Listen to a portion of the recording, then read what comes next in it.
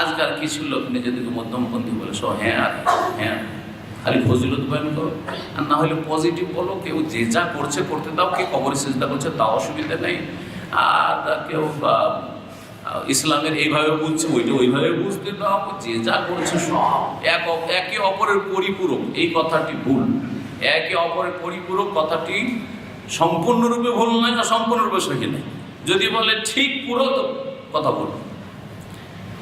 সবাই যদি হকপন্থী হয় তাহলে একে অপরের পরিপূরক। সবাই যদি কোরআন সুন্নাহর কথা বলে তো একজন অপরজনের পরিপূরক। একজন সবকিছু করতে পারে না। আমি ধরেন হাদিসের দরজ দিচ্ছি, আর একজন ধরেন ফিকহের দরজ দিচ্ছে, তো একজন অপরজন পরিপূরক হলো না। কিন্তু সহি আকীদা মানহাজের হইতে হবে।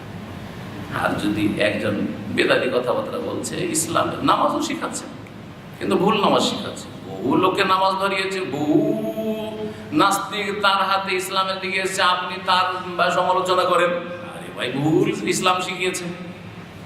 তাহলে সেটাকে না করতে হবে, সেটাকে না করতে হবে, সতর্ক সাবধান করতে হবে। ইমাম বুখারী রাহিমাহুল্লাহ 1 লক্ষ সহিহ হাদিস আর 2 লক্ষ জাল সহিহ হাদিস মুখস্থ করা থেকে এই শিক্ষা আমরা নিতে পারি না। কেন জাল সহিহ মুখস্থ করে আমার ব্রেনটা নষ্ট করবো? বলতে পারতেন তো না, মুখস্থ করে ধরতে পারবো না যেগুলো জাল সহিহ। মুখস্থ আছে তার মানে এগুলো যে জাল কথা কেউ যদি বলে বা কেউ যদি লিখে প্রচার করে, বলে এটা জাল, এটা সহিহ, এটা ঠিক নয়। আমরা এই জন্য মাঝে মাঝে বেদাতি কিতাব পড়ি।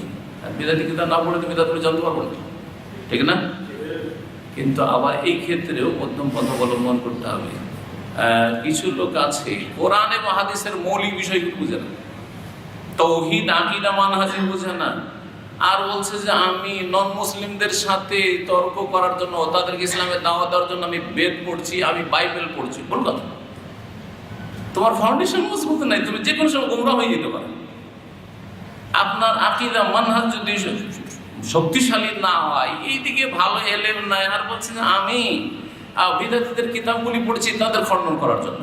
অনেক আমাদের ভাই আপনাদের মধ্যে যারা একটু পুরাতন হয়েছে, তারা কি করে, একটা বিদাতী কিতাব নিয়ে এলো, তো বলছে শেখ এটা দেন আমি পড়ে দেখবো। এটা আপনার জন্য ক্ষতিকর, কারণ আপনি এখনো ভালো কোরআন সুন্নাহ এই যে বাতিলগুলো খণ্ডন করতে পারেন, এতটা যোগ্যতা অর্জন করেন। সুতরাং আপনি বিদাতী কিতাব পড়বেন না। এই আলেমরা মদিনায় পড়েছে, আকীদা মানহাজ বুঝেছে, তারা পড়ুক, তাদের কিছু কাজে আসে।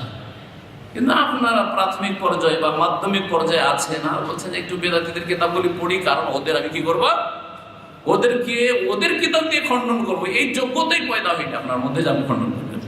সুতরাং আপনাকে আগে পজিটিভ হ্যাঁটা শিখতে হবে, তারপরে নাটা শিখতে হবে।